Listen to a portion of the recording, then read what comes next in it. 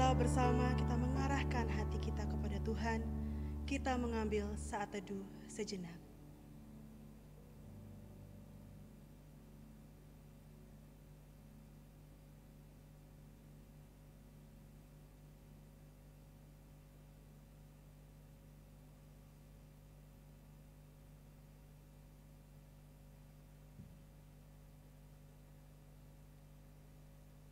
Marilah kita sujud menyembah, berlutut di hadapan Tuhan yang menjadikan kita. Pertolongan kita adalah dalam nama Tuhan yang menjadikan langit dan bumi, kasih karunia dan damai sejahtera dari Allah Bapa kita dan dari Tuhan Yesus Kristus menyertai kamu. Jemaat yang dikasihi Tuhan, marilah masuk ke dalam hadirat Tuhan. Bersama kita fokuskan hati dan pikiran kepada Tuhan, supaya dalam nama Yesus bertekuk lutut segala yang ada di langit dan yang ada di atas bumi dan yang ada di bawah bumi, dan segala lidah mengaku Yesus Kristus adalah Tuhan bagi kemuliaan Allah Bapa. Kau yang terindah.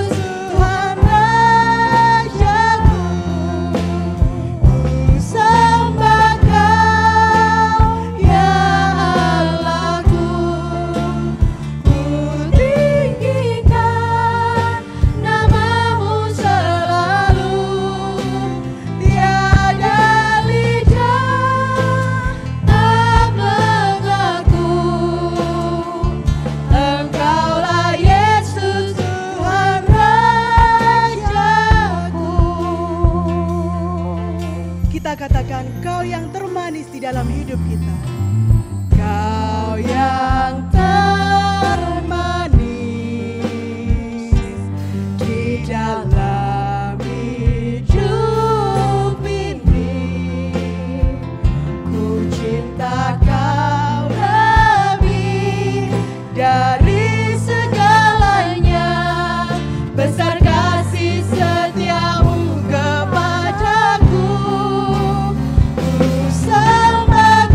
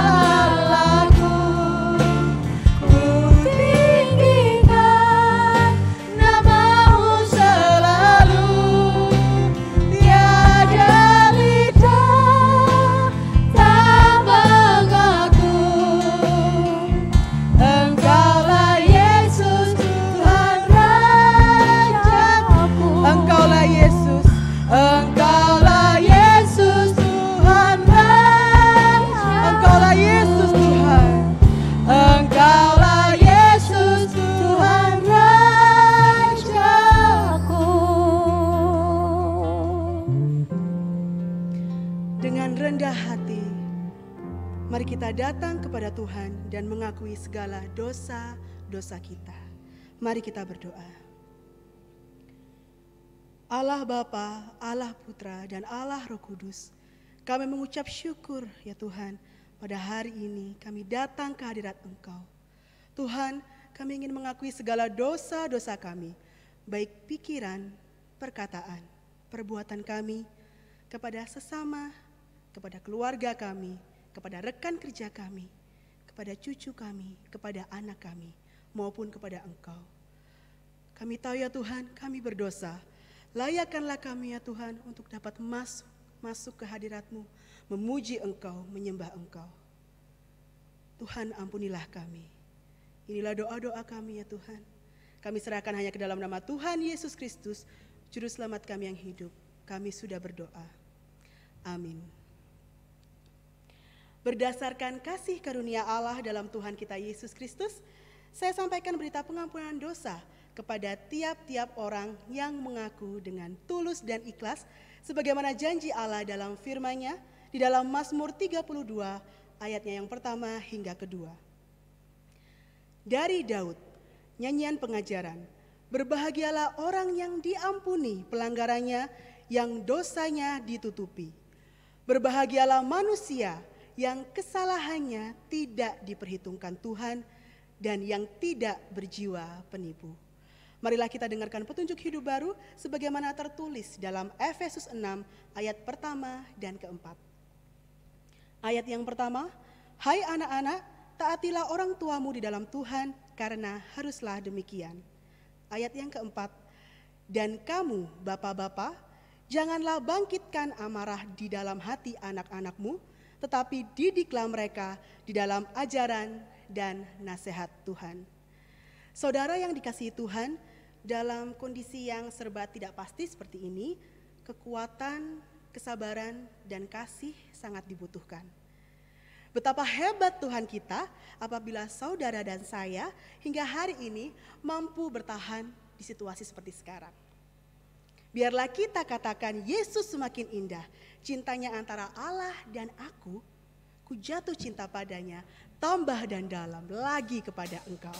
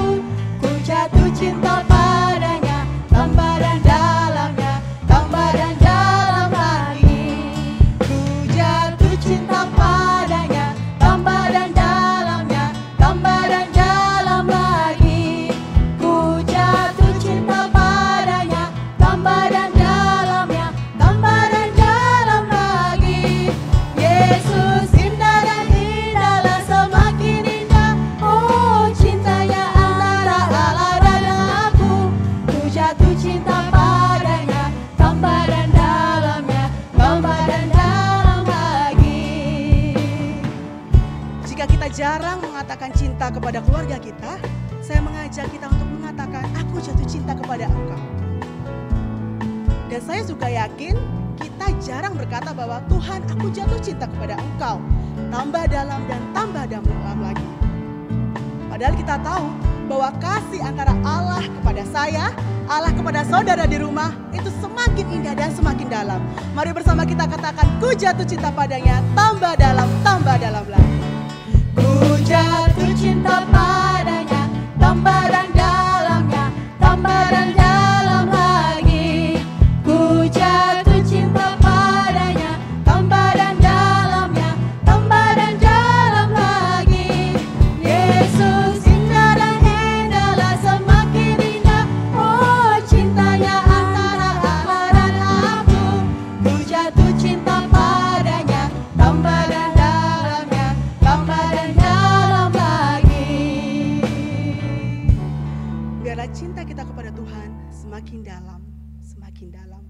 tambah dalam lagi. Bersama dengan umat kudus Allah sepanjang abad, saya mengundang kita untuk bangkit berdiri. Marilah kita mengikrarkan pengakuan iman kita sebagai berikut. Pengakuan iman rasuli. Aku percaya kepada Allah, Bapa yang Maha Kuasa, Khalik langit dan bumi, dan kepada Yesus Kristus, anaknya yang tunggal Tuhan kita, yang dikandung dari Roh Kudus, lahir dari anak darah Maria, yang menderita sengsara di bawah pemerintahan Pontius Pilatus, disalibkan, mati dan dikuburkan, turun ke dalam kerajaan maut. Pada hari yang ketiga, bangkit pula dari antara orang mati, naik ke surga, duduk di sebelah kanan Allah, Bapa yang Maha Kuasa. Dan dari sana ia akan datang untuk menghakimi orang yang hidup dan yang mati. Aku percaya kepada Roh Kudus, gereja yang kudus dan am, persekutuan orang kudus, pengampunan dosa, kebangkitan tubuh, dan hidup yang kekal. Amin. Silakan duduk kembali. Dimengerti bukan dihakimi adalah tema firman kita pada saat ini. Biarlah Roh Kudus memenuhi, menolong kita dalam memahami dan mengerti perkataan Tuhan dalam firman-Nya. Roh Kudus hadir di sini.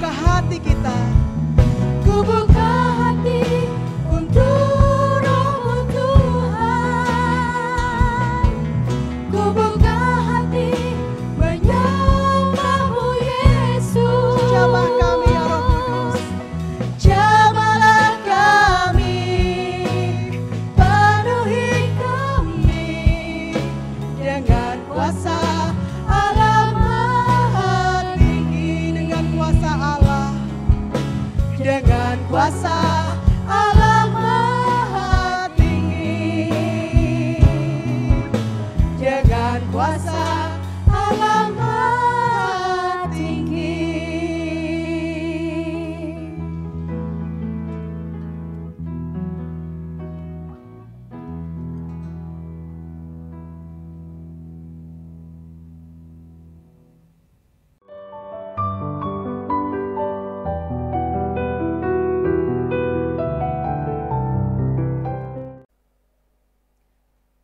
kita berdoa sebelum kita mendengarkan kebenaran firman Tuhan. Jamah kami ya Tuhan, jamah kami melalui firman-Mu. Ubah dan bentuklah hati setiap kami. Di dalam nama-Mu ya Tuhan, kami berdoa, kami mengucap syukur. Amin. Shalom jemaat yang terkasih di dalam Tuhan. Hari ini kita akan merenungkan satu tema, yaitu dimengerti bukan dihakimi. Dan kalau minggu lalu Pendeta Agus telah membahas relasi antara suami dengan istri, maka hari ini saya akan membahas relasi antara orang tua dengan anak. Sebelumnya mari kita membaca satu bagian firman Tuhan yang melandasi akan pemberitaan kebenaran firman Tuhan di pagi hari ini. Saya mengambil dari Efesus 6 ayat 1 sampai dengan ayat yang keempat. Saya baca untuk kita sekalian. Hai anak-anak, taatilah orang tuamu di dalam Tuhan, karena haruslah demikian. Hormatilah ayahmu dan ibumu, ini adalah suatu perintah yang penting, seperti yang nyata dari janji ini, supaya kamu berbahagia dan panjang umurmu di bumi, dan kamu bapak-bapak, janganlah bangkitkan amarah di dalam hati anak-anakmu, tetapi didiklah mereka di dalam ajaran dan nasihat Tuhan. Bapak Ibu Saudara, jika kita memperhatikan Efesus dari pasal yang kelima, ayat yang kedua-dua, sampai dengan Efesus pasal yang keenam, ayat yang ke-9, di sini Paulus sedang menjelaskan bagaimana seharusnya orang Kristen berelasi antar anggota keluarga, yaitu suami dengan istri dan orang tua dengan anak, dan satu lagi yang menarik yaitu ada relasi tuan dengan hamba. Di sini Paulus menjelaskan ada hal yang ditekankan oleh Paulus, yaitu di dalam relasi ini mengandung satu makna, yaitu saling pada masing-masing orang, pada setiap yang memiliki peranan, yaitu orang tua, anak, suami ataupun istri, tuan maupun hamba. Ada makna saling di dalam menjalani relasi ini. Istri diminta tunduk kepada suami, tetapi suami harus mengasihi istri. Ini adalah perintah Tuhan, Bapak Ibu Saudara. Kalau suami mengasihi istri, maka arahan yang diberikan suami itu tidak boleh sembarangan, ya. Tidak boleh mencelakakan istrinya, tidak boleh menjerumuskan istrinya. Sehingga adalah baik jika istri atau perintah ini, perintah untuk suami dan istri ini juga dilakukan oleh istri, yaitu tunduk kepada suami. Jadi di sini bukan tunduk dalam penindasan atau dalam arahan yang bertentangan dengan ajaran firman Tuhan, tetapi tetap sejalan dengan kebenaran firman Tuhan. Saya tidak akan menjelaskan bagian ini secara lebih lengkap lagi karena minggu lalu kita sudah mendengarkan penjelasan ini dari Pendeta Agus. Hari ini saya akan membahas yaitu relasi antara orang tua dengan anak. Sama halnya dengan suami dan istri yang harus saling mengasihi, harus saling menghormati. Maka di dalam relasi orang tua dengan anak ini juga harus ada kata saling, ya, yang harus dilakukan. Orang tua dikatakan janganlah kau buat hati anakmu marah, tapi ajarkan dan berikan nasihat Tuhan. Ini adalah perintah untuk orang tua. Dan kau anak-anak juga harus menghargai orang tuamu, bagaimanapun kalau orang tuamu mengajarkan kebenaran yang sesuai dengan firman Tuhan, maka kau sebagai anak-anak, kita sebagai anak-anak harus mendengarkannya. Nah, Bapak Ibu Saudara, mari kita lihat bagian firman Tuhan kita lagi. Jika kita membaca ya di dalam ayat yang pertama sampai dengan ayat yang ketiga, di sini jelas ya Bapak Ibu Saudara, anak-anak diperintahkan untuk menghormati siapa? Menghormati orang tuanya. Orang tua terdiri dari siapa? Papa dan mama. Jelas di sini ya, hormatilah orang tuamu. Tetapi Bapak Ibu Saudara, di dalam ayat yang keempat, kenapa kok tidak dituliskan, hei kamu orang tua, atau hei kamu bapak-bapak dan ibu-ibu. Tidak dituliskan seperti itu Bapak Ibu Saudara. Tapi justru yang dituliskan adalah dan kamu bapak-bapak jangan bangkitkan amarah anakmu. Bagaimana dengan perintah ini Bapak Ibu Saudara? Apakah tugas mendidik anak, tugas memperhatikan anak terkhusus dalam spiritualitasnya adalah tugas para suami, tugas para papa-papa, lalu mama tidak memiliki bagian, tidak harus berperan di dalam hal ini? Apakah demikian Bapak Ibu Saudara? Tentu saja bukan seperti itu ya Bapak Ibu Saudara. Tidak yang sedemikian. Karena hal di atas ingin menjelaskan ya bahwa sebenarnya mama-mama itu ya tidak terlibat, mama-mama itu juga harus tetap terlibat di dalam pendidikan atau membimbing dan membesarkan anak-anak, karena sebagian besar waktu atau sebagian besar hidup seorang anak itu pasti sama mama. Jadi ayat ini kenapa disebutkan bapak-bapak? Karena ini hanya menggambarkan sebuah konsep teologis dan menggambarkan kebiasaan pada waktu itu yang seringkali terjadi, di mana tanggung jawab utama dalam pembinaan spiritualitas anak itu ada di tangan para ayah, ada di tangan para bapak. Mereka memang tidak memiliki hak istimewa secara waktu. Kenapa? Karena mereka selalu bekerja untuk memenuhi kebutuhan hidup keluarga.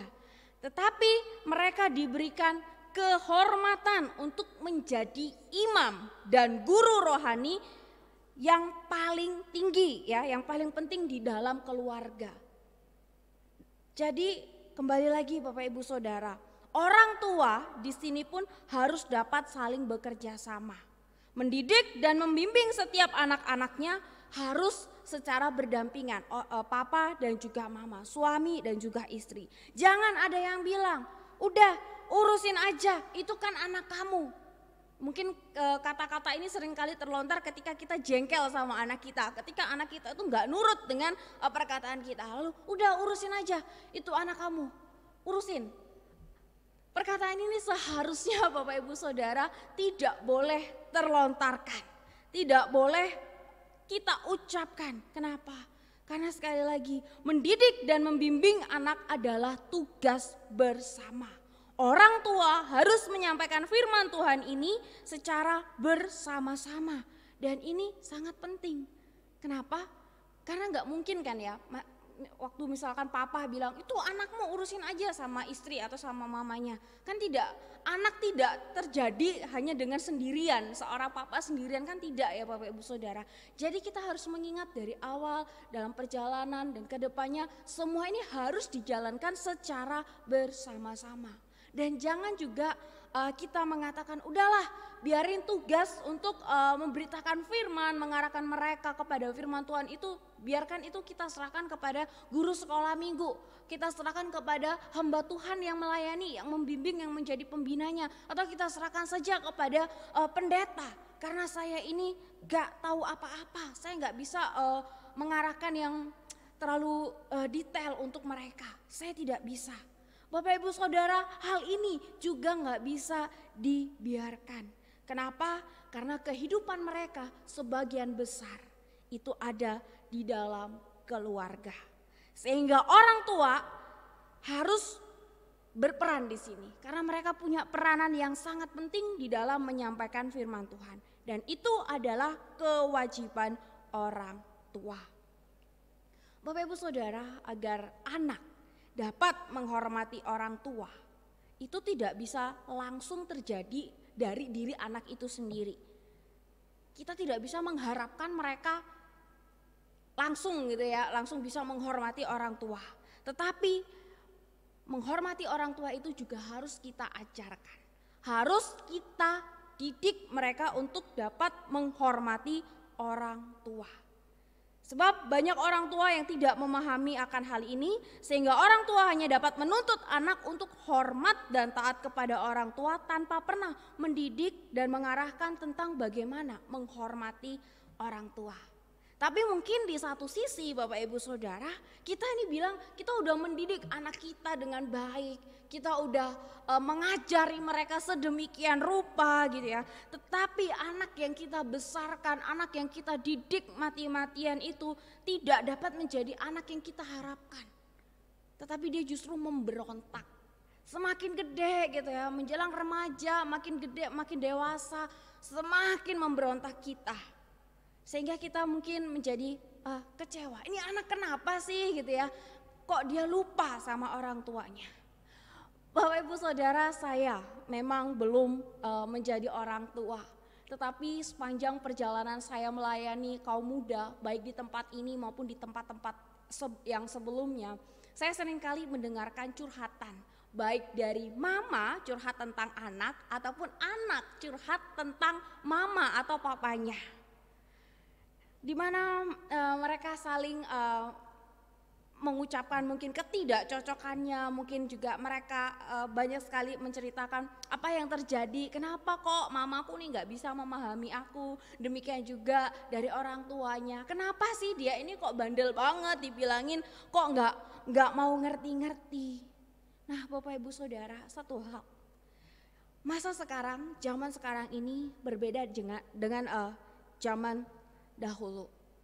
Ketika kita mendidik, ketika kita memberitakan, ketika kita mengarahkan anak, itu haruslah penyampainya menyesuaikan dengan konteks. Gak bisa kita perintah-perintahkan gitu ya, gak bisa kita langsung berkata-kata, istilahnya menasehati gitu ya, tetapi harus ada komunikasi yang disertai dengan kedekatan. Dan harus juga ada persahabatan di situ. Ketika kita menjelaskan, kita juga harus menjelaskan dengan baik argumen dan juga banyak hal lainnya, di mana yang sekiranya mereka itu bisa nyaman sama kita, di mana kita ini juga bisa menjadi sahabat buat mereka. Penyampaian yang kontekstual zaman sekarang itu seperti apa? Yaitu seperti pendekatan dua arah, ya. Bukan satu arah. Sekali lagi pendekatan yang dua arah, bukan satu arah. Bagaimana kita ini mengajak ngobrol, mengajak mereka itu berbicara, sehingga mereka itu dapat terbuka dengan kita.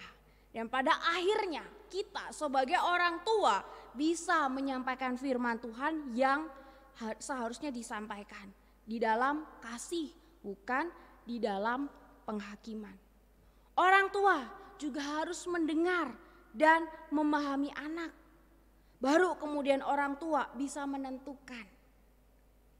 Dia harus marah dengan keras ataukah dia harus tetap lembut. Ya, intinya setelah kita ngajak mereka ngobrol, setelah kita memahami, kita baru tahu di situ. Kira-kira apa yang seharusnya bisa kita lakukan, nasihat apa yang seharusnya bisa kita berikan. Karena satu hal Bapak Ibu Saudara, tanpa kita mendengarkan anak terlebih dahulu, itu namanya penghakiman, bukan pemahaman. Ingat ya, tanpa kita mendengarkan anak terlebih dahulu, itu namanya penghakiman, bukan pemahaman. Sedangkan anak-anak zaman sekarang itu butuh dimengerti seperti itu. Dan di dalam kita memberi nasihat, orang tua juga harus bertanggung jawab kepada Tuhan. Apakah nasihat itu sesuai dengan firman Tuhan atau hanya karena budaya atau hanya karena prasangka buruk kita? Biasa yang sering terjadi itu adalah ketika orang tua melarang anaknya untuk berpacaran. Orang tua memang berhak untuk memberikan pesan ini jika dirasa anaknya ini belum cukup umur untuk menjalin relasi dengan lawan jenisnya, karena bisa berdampak buruk atau banyak hal negatif yang akan terjadi. Tetapi bukan berarti ketika kita mengetahui hal ini, ya, kita mengetahui anak kita pacaran, lalu kita main melarang dan kita melakukan penghakiman di situ dengan kata-kata yang ingin kita ucapkan saat itu juga mungkin kita melontarkan kemarahan kita. Kalau hal ini yang terjadi Bapak Ibu Saudara, saya yakin mereka akan menjalani pacaran secara sembunyi-sembunyi. Sudah banyak kasus, banyak kisah di mana saya melihat baik mendengarkan curhatan dari orang tua maupun dari anak. Orang tua mengeluhkan, ini anak ya saya udah larang gitu ya, tapi justru diam-diam di belakang saya. Tapi ada juga dari anak yang mengatakan, ya gimana gitu ya.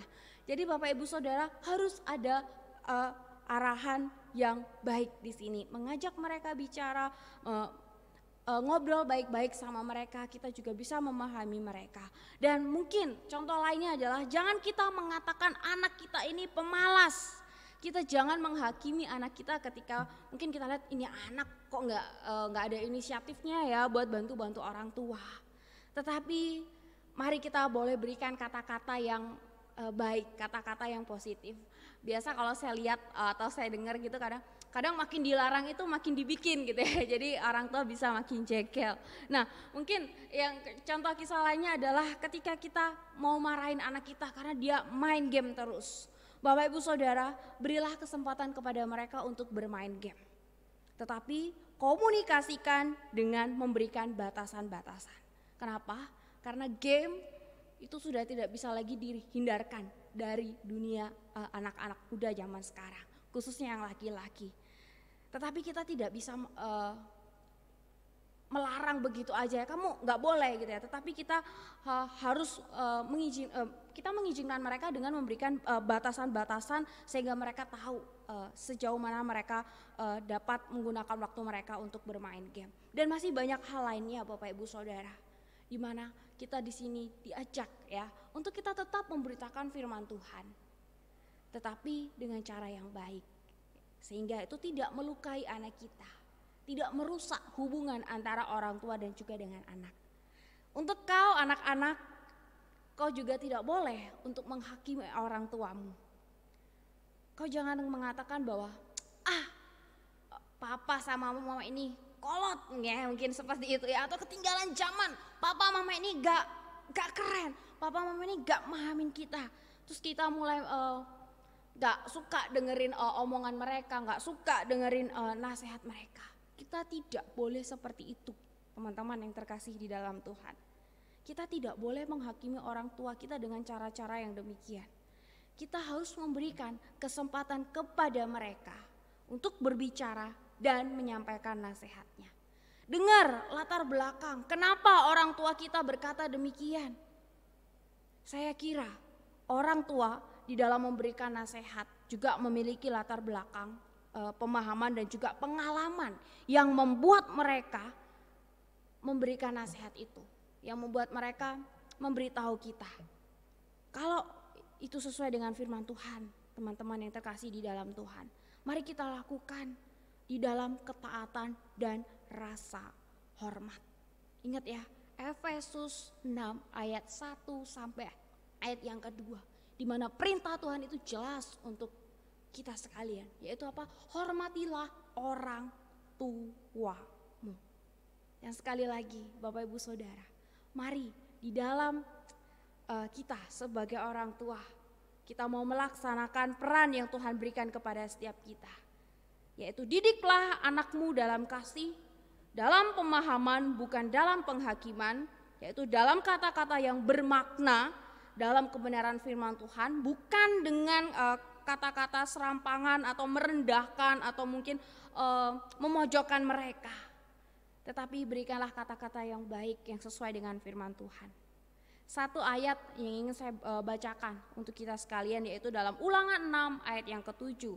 Haruslah engkau mengajarkannya berulang-ulang kepada anakmu dan membicarakannya apabila engkau duduk di rumahmu, apabila engkau sedang dalam perjalanan, apabila engkau berbaring, dan apabila engkau bangun. Apakah artinya Bapak Ibu Saudara? Artinya adalah kita harus terus mengajarkan kebenaran firman Tuhan kepada setiap anak-anak kita itu di dalam segala hal, di dalam setiap waktu. Firman Tuhan itu harus kita beritakan. Tapi hari ini kita boleh melihat bagaimana kita seharusnya dapat menyampaikan kebenaran firman Tuhan itu dengan cara yang tepat. Dan engkau anak-anak, ingat sekali lagi Efesus 6 ayat 1 sampai 2. Hormatilah mereka. Hormatilah orang tuamu. Biarlah firman Tuhan hari ini boleh memampukan setiap kita menjadi keluarga-keluarga yang dapat memberikan kesaksian yang baik buat orang-orang di sekitar kita. Biarlah orang-orang di sekitar kita juga dapat melihat keluarga kita sebagai saksi Kristus yang hidup, yaitu ada kata saling di dalam keluarga kita. Mari kita tundukkan kepala, kita mau berdoa. Ya Tuhan, Engkau mengenal kehidupan kami satu persatu. Engkau tahu pergumulan kami sebagai orang tua. Engkau tahu pergumulan kami sebagai seorang anak. Dan di dalam segala keadaan kami pada saat ini, kami mau berdoa, jika ada di antara kami yang saat ini sedang mengalami keretakan di dalam relasi kami dengan orang tua, ataupun kami sebagai orang tua, kami memiliki keretakan dengan anak kami. Tuhan, beri pemulihan-Mu ya Tuhan. Lembutkanlah hati setiap kami, agar kami mau dibentuk, untuk kami boleh menggenapi akan firman-Mu di dalam keluarga kami. Kami juga mau bersyukur ya Tuhan, untuk keluarga yang Tuhan berikan kepada kami. Dan pakailah keluarga kami ya Tuhan, untuk dapat menjadi surat Kristus yang terbaca bagi orang-orang di sekitar kami. Terima kasih ya Tuhan untuk firman-Mu hari ini. Dan beri kami kekuatan untuk kami boleh melakukannya. Tuhan, pada saat ini kami juga mau berdoa untuk bangsa dan negara kami, di mana bangsa dan negara kami masih terus berjuang untuk memutus penyebaran virus COVID-19. Kami berdoa buat Jakarta yang akan kembali menerapkan PSBB pada tanggal 14 besok. Tuhan, berkatilah upaya demi upaya pemerintah kami di dalam mengatasi hal ini. Beri kesadaran untuk seluruh masyarakat agar dapat mendukung setiap upaya pemerintah untuk memutuskan mata rantai COVID-19 ini dengan mereka boleh menaati protokol-protokol kesehatan. Beri kekuatan dan kesabaran serta hikmat-Mu untuk presiden kami, untuk tim medis dan seluruh orang-orang yang berada di garda terdepan. Jaga dan lindungi mereka ya Tuhan. Berkati keluarga mereka, keluarga yang mereka tinggalkan. Tuhan boleh hiburkan setiap mereka. Kiranya Tuhan juga boleh memberikan kami kekuatan di dalam masa-masa pandemi pada saat ini. Biarlah di dalam kelemahan kami, kuasa Tuhan sungguh boleh semakin nyata, menopang dan menjaga kami. Jangan biarkan iman kami surut ya Tuhan. Jangan biarkan iman kami melemah. Tapi biarlah iman kami boleh semakin bertumbuh dan kami dapat menjadi saksi-Mu. Cukupkan segala kebutuhan yang kami perlukan. Berkati usaha demi usaha yang sedang kami lakukan pada saat ini di tengah masa pandemi. Dan biarlah Tuhan yang boleh memberkati setiap kami hari demi hari. Pimpin kehidupan kami ya Tuhan. Di dalam satu nama Tuhan Yesus Kristus kami berdoa, kami mengucap syukur. Amin. Biarlah dari firman barusan kita mendapatkan satu hal yang cukup penting, yaitu untuk mendengarkan. Karena anak muda butuh dimengerti, bukan dihakimi. Bapak Ibu Saudara, untuk persembahan dapat ditransfer melalui rekening BCA yang tertera pada layar, atau dapat dimasukkan dalam kotak persembahan yang telah disediakan di gereja, atau dapat diserahkan saat ibadah aktif kembali. Saudara, hari esok memang tak tentu. Ketakutan pasti ada, kekhawatiran pasti muncul. Namun percayalah, tangan Tuhan menopang dan hadirat-Nya sungguh berkuasa. Seperti tiang awan yang meneduhkan dan tiang api yang menerangi, demikian Tuhan menjaga kita dengan kebaikannya. Tiang awan, tiang api.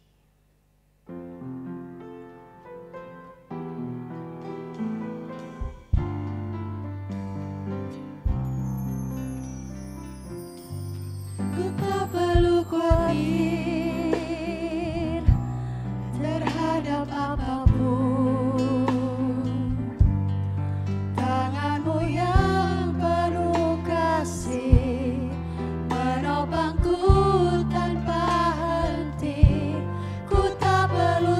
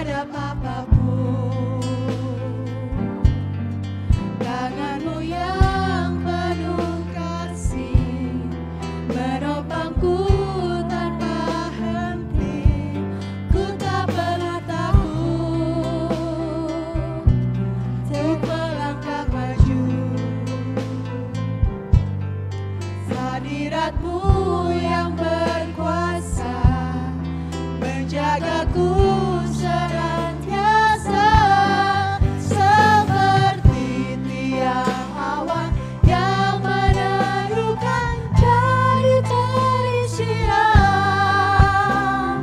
Hatiku selalu tenang di dalam tangan-Mu Tuhan, seperti tiang api yang menerangi dari gelap malam. Kau menjagai hidupku dengan kebaikan. Mari kita nyanyikan lagu ini dengan lebih lembut dan sungguh-sungguh.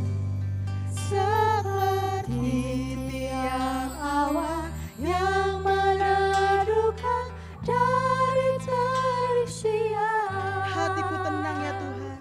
Hatiku selalu tenang di dalam tangan-Mu Tuhan, seperti tiang api yang menerangi dari gelap malam.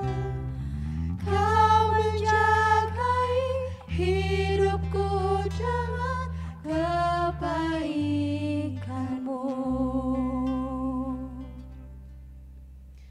Marilah dengan bangkit berdiri, kita kembalikan kemuliaan kepada Allah. Kita mengakhiri ibadah kita. Kita pujikan doksologi.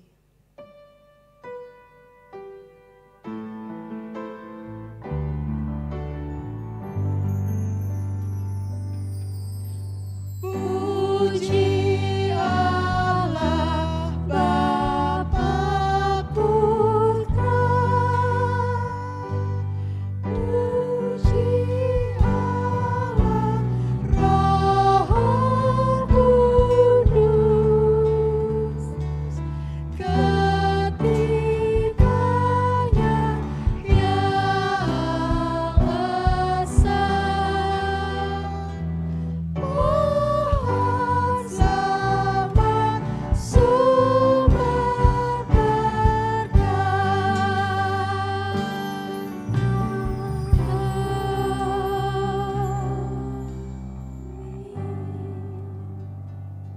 Bapak Ibu Saudara, mari kita arahkan hati kita kepada Tuhan, dan marilah kita pulang dengan membawa berkat daripada Tuhan.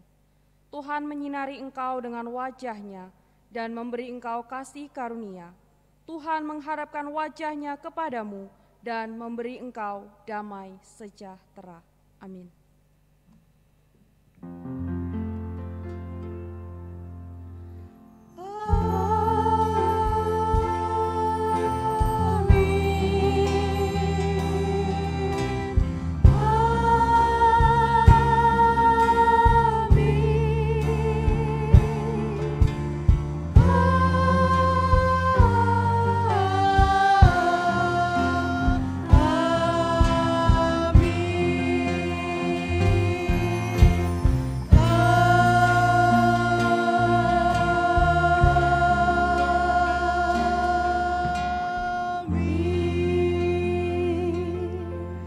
Jemaat disilakan duduk kembali. Ibadah telah selesai. Selamat hari Minggu. Tuhan Yesus memberkati.